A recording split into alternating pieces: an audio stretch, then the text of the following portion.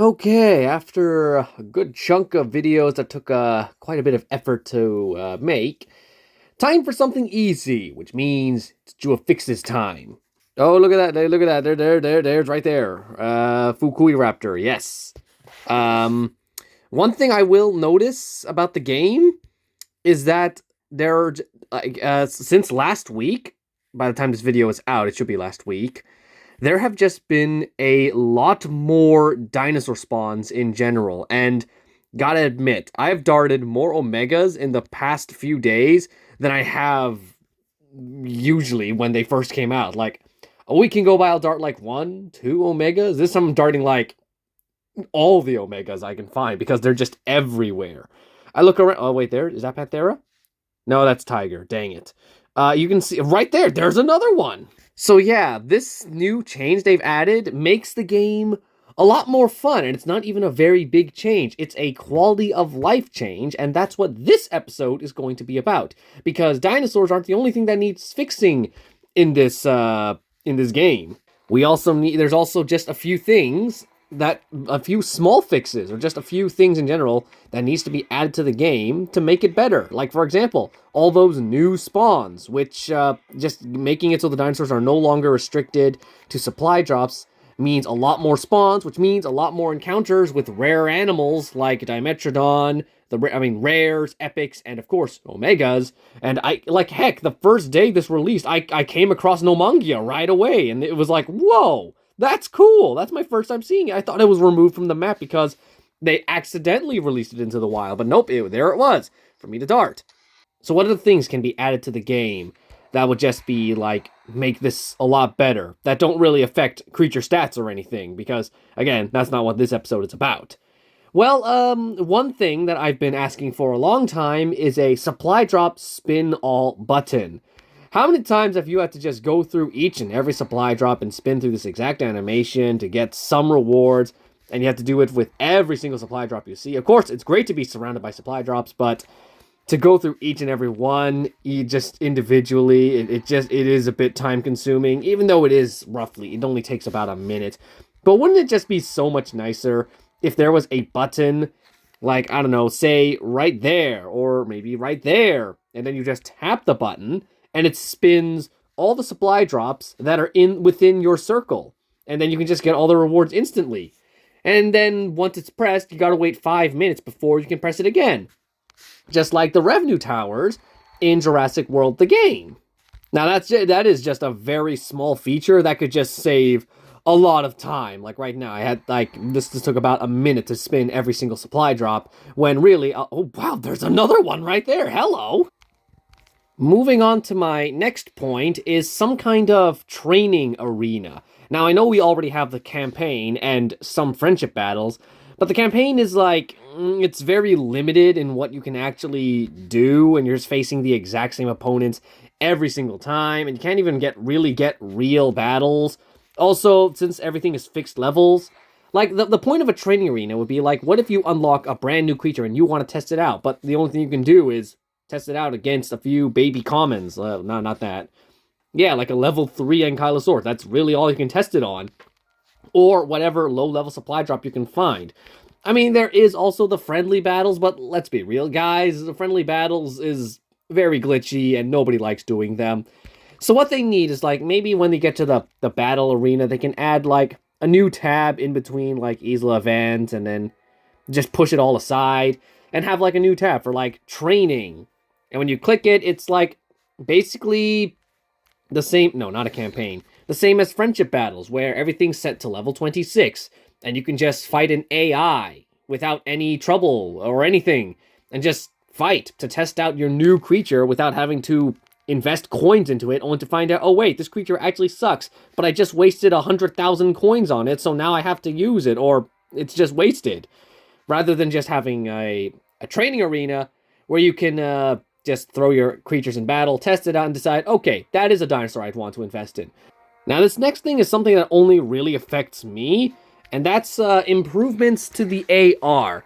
Because there are quite a few creatures that I just use for filming, like the Smilodon here, which I use in Dino Duels. And AR, AR is kind of like just one of the underrated features of this game. I really enjoy using it. The thing I would want them to add to the AR features is just the battle animations as well. Especially since they're adding a lot of new animations to older rigs, which again, I like that. So I would really like to view them in the AR. That would allow for a lot more filming and get a little more creative. So the Smilodon can actually look like he's fighting things without just, because this was what I had to do with my recent video to make it look like he was fighting something else. I had to make sure I wasn't filming the goat or anything. The next quality of life change is something a little more relevant that we'd all want. And that's for skins to no longer cost real money. Honestly, this could also go for emojis, because that's just... Cosmetics in general shouldn't cost 54 Canadian dollars. Because look at all these skins they've released, and this is how many I've been allowed to unlock for free. Everything else has been locked behind, like, let's see, like, pass exclusive. I don't even think that one was on sale at all. Were you ever on sale? I don't remember. Maybe you are. I think this is on now, but either way, all of you were just straight up just cost money. That was it. Nothing else attached. It was so bad. All these skins, most of them look amazing, but then I can't use any of them because they cost real money. I'm not spending 54 Canadian dollars just to give my dinosaur a bit of color, which is a shame because these are really good looking skins. Now, how do we fix this? It's honestly, it's the easiest thing to fix. Like, I saw Oviraptor and Dimensionon skins. Make it so you can unlock them through an achievement. Maybe that's already a skin. Maybe that's already an option. I see, you got badges. Badges can be unlocked through just regular missions. I mean, achievements. So why can't we just have something like that for the skins? Make it so like, let me go back to the skins again. How about this? Let's say Oviraptor here. You have to dart 30 Oviraptors for an achievement, and then you'll unlock the Hawk skin for it. Or, I don't know, launch a drone over 50 Dimetrodon to unlock the Sandstone skin. That sort of thing. It would have been so simple. Another place skins could be available. Okay, usually the limited mission is like in purple up here. That you've all seen it. You all know what it is. They could have made that like another skin available to unlock there. Or even just like you complete all the limited missions and then you unlock that skin. Or even just maybe we could have had the skin here. Or honestly, this is another off topic, another slice of life change. I mean, quality of life change they could add, where you can get epic DNA. Whatever the daily dino is here, you can also unlock it for the weekly as well. So then you get like 4. That's terrible. Hold on. You can get like 400 DNA for completing the weekly. And then you can get like, I don't know, 1,000 DNA for completing the monthly. Or maybe even a skin of the featured creature for the daily missions. You know, something like that. Another place to unlock it would be, well, I can't tap it right now. But, I don't know, make it the top prize of an Isla event. You know, you have to fight the boss. You fight all the way up the Isla event. And then you fight the boss. And then you can unlock the creature. You can get the creature's DNA. And also get their skin. Man, I should have written down a script for this. It would have sounded so much better. This would have been way more professional. But nope, here I am. Just rambling. That's basically it. Another thing that I feel needs to be improved is the Isla event itself. Because while the Isla event is semi-fun, it's also not really worth doing. Like, you'll get some DNA for a creature you're trying to get, but that's about it. That's all you're getting. If they just improve the rewards, like you complete battles, and then you also get coins, you get bucks, you get all sorts of prizes, and again, including that a skin for the final, like, I don't know, let's say it was of course I got the stun.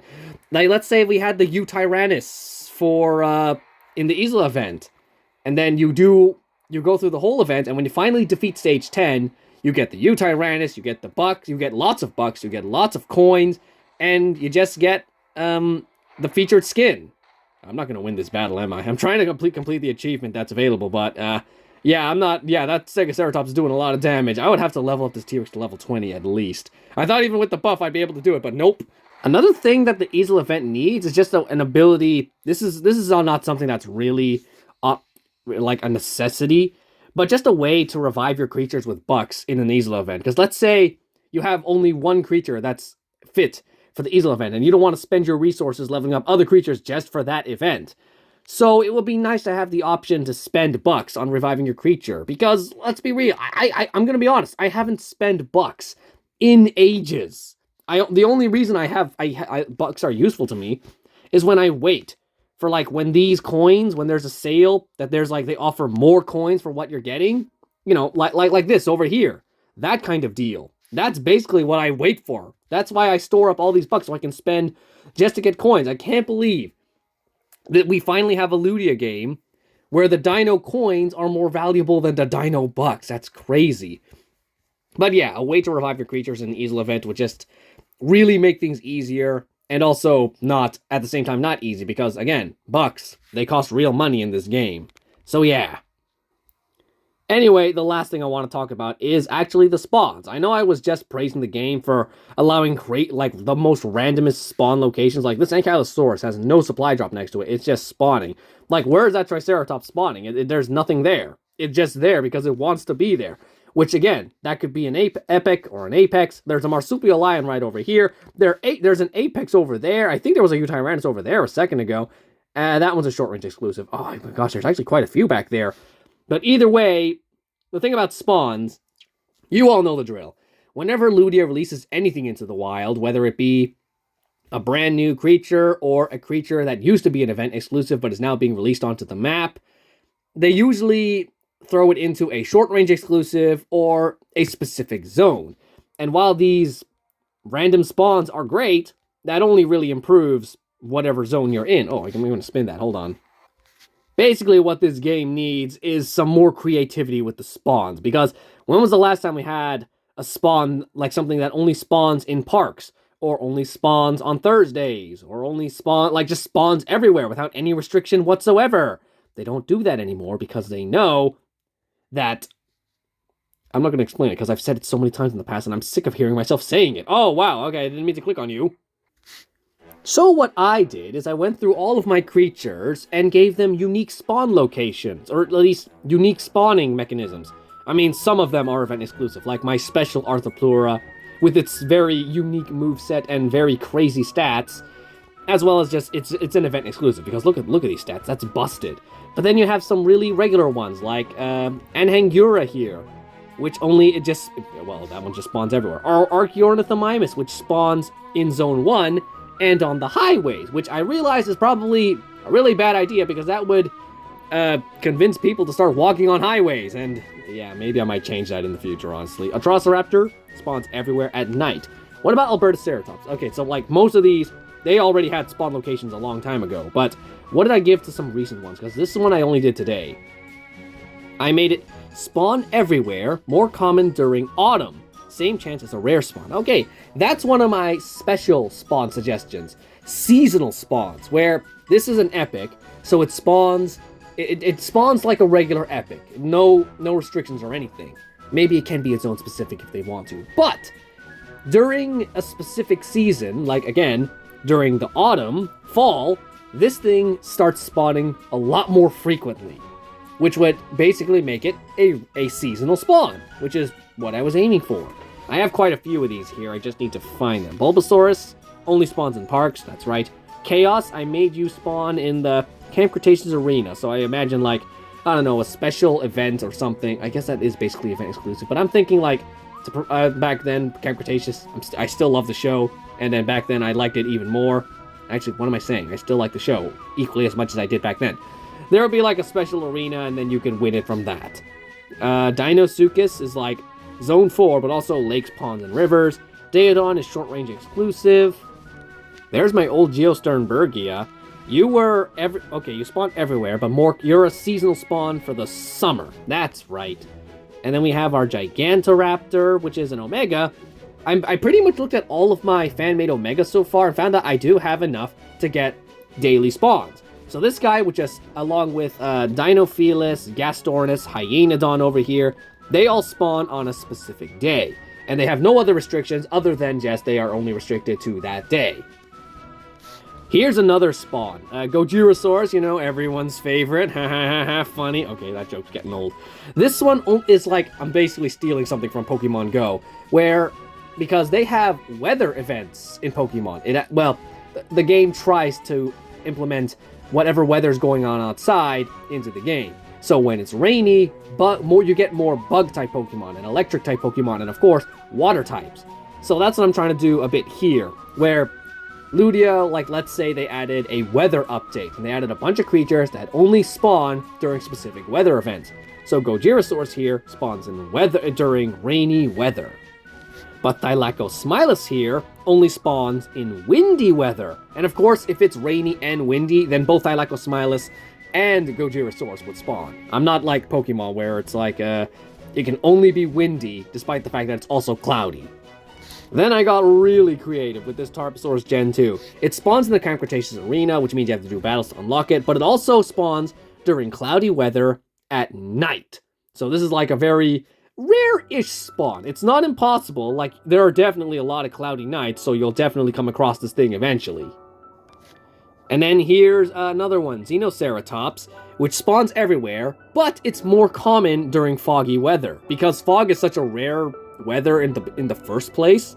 So then to make it only spawn during the fog would mean this common is basically as rare as a legendary. So it would make more sense to just say it spawns everywhere, but then when it's foggy, this thing just dominates the map like a mystical being. And of course I made it a common because I'd be crazy if I made it an epic. Oh, and then we have Uneosaurus here, which it can only spawn from bosses, which I actually have, like, this was when I was trying to make certain creatures that I have minions. I might do that one day, where I just take all of my apexes and turn them into bosses, because, I mean, I know some of them are hybrids, but most of them are just, like random, on their own.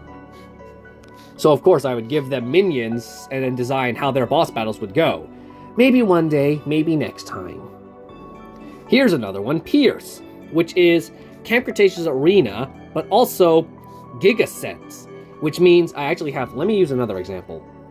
Metriacanthosaurus. This dinosaur, at least in my canon, can only spawn when you activate a Gigasent. This is the only time you can find Metriacanthosaurus, aside from, like, the usual special events and whatnot, which is great, because everyone has Gigasents, so everyone will be able to get Metriacanthosaurus. You know, some just interesting spawns, and it can get even more interesting. You can have, let me find my Rhamphorhynchus, hold on. I made it so my Rhamphorhynchus just has some crazy spawn locations. It spawns at airports, schools, hospitals, banks, restaurants, highways, malls, and theaters. I did go through a bunch of my other dinosaurs and give them, like, more dynamic spawns. Like, I'll have some that only spawn at the airports, some only spawn at hospitals, some only spawn at the theaters and the malls. Again, I'm going to remove the highway because that might be a bad idea. Restaurants, because we already have certain dinosaurs that spawn at these locations. Like, lots of flyers spawn at the airports. Spinosaurs spawn at schools. T-Rex and Gorgosaurus, they all spawn at restaurants. And from what I remember, that's right, Ceratopsians can spawn in gas stations, which, not a really good idea, because no one wants a Ceratopsian running around the gas station. But either way, yeah, I just want to see more creative spawn ideas, like what I've come up with here. Like, what's Gastornis? You're Thursday? You're a Thursday spawn. And Dryosaurus is another seasonal spawn, as it's more common in the spring. Anyway, guys, that's pretty much it for my quick fixes. Or at least just random fixes that I would like to see implemented into the game. Quality of life changes that are just necessary to help us just make the game more fun. Of Afrovenator, this used to be an epic, but I changed it into an Omega just because I thought it was the fun idea to get one of my. This thing already feeds a hybrid, and now I made it so there's a. Anyway, it's an in joke for me. There's Big Edie, Camp Cretaceous Arena, and Gigasent exclusive. I was thinking of making this like only a large Cent exclusive, but I felt like that was a little too mean, so I went back to Gigasent.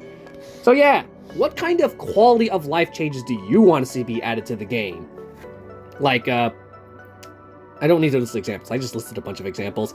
So, yeah, I'm just gonna go clean my throat because I'm very thirsty after, like, 30 minutes of talking. Even though it says 23 minutes, I've been talking for 30 minutes. See you next time. Goodbye.